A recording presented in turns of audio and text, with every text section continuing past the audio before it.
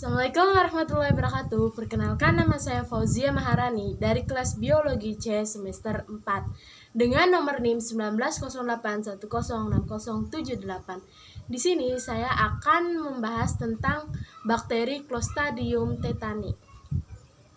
Ada beberapa kondisi yang dikhawatirkan ketika kita terluka akibat goresan ataupun terkena tusukan paku yang berkarat, yaitu karena penyakit tetanus. Penyakit tetanus adalah penyakit infeksi akut yang disebabkan oleh eksotoksin yang dihasilkan oleh bakteri Clostridium tetani yang menyerang sistem saraf pusat.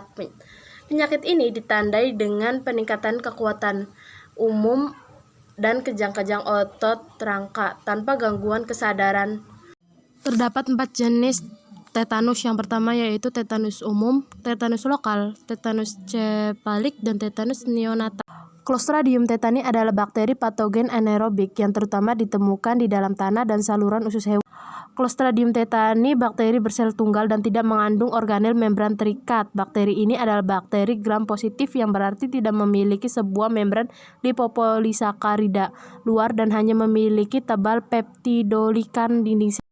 Tetani di dalam luka yang diawali dengan Clostridium tetani di dalam bentuk spora masuk ke dalam tubuh melalui luka yang terkontaminasi dengan debu, tanah, tinja, binatang, atau pupuk.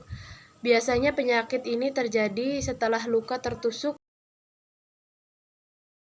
paku, kaca, ataupun benda-benda lainnya yang ada di tanah.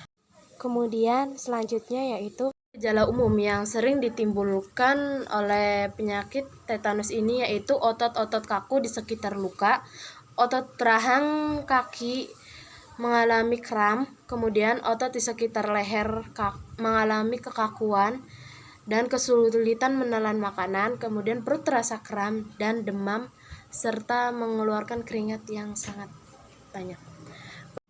Pada tetanus umum akan mengalami beberapa gejala seperti mengalami kelelahan di sekitar tubuh, berkeringat dingin, kesulitan menelan, sensitif bahkan takut akan air atau hidrofobia, produksi air liur. Kemudian pada tetanus lokal akan mengalami demam tinggi, luka menimbulkan nanah, pembengkakan pada beberapa bagian tubuh, peningkatan kadar neutrofil, salah satu jenis sel darah putih. Kemudian pada tetanus cephalic akan menimbulkan beberapa gejala yang timbul pada tubuh kita. Yang pertama yaitu sakit kepala, penglihatan terganggu, kejang otot, serta yang terakhir yaitu rasa sakit di sekitar mata. Yang terakhir pada tetanus neonatal akan menunjukkan tanda-tanda ataupun gejala. Yang pertama yaitu kesulitan menyusui 3 hingga 10 hari setelah melahirkan, kemudian sering menangis. Faktor-faktor yang menyebabkan penyakit tetanus ini yang pertama yaitu usia, kemudian berpergian ke negara-negara dengan iklim tropis ataupun hangat seperti di Indonesia sendiri, dan negara yang memiliki tingkat kebersihan yang lumayan kurang, serta tidak melakukan imunisasi atau vaksin tetanus, memiliki sistem kekebalan tubuh yang buruk, memiliki luka yang tidak dibersihkan, proses persalinan yang kurang higienis, mempunyai luka di tubuh yang bersifat kronis, serta menjalani prosedur pembuatan tato yang kurang steril. Bagaimana sih cara mengobati penyakit atau mengatasi penyakit tetanus ini? Yang pertama yaitu antitoksin, antibiotik, vaksinasi, serta sedatif dan obat-obatan lainnya.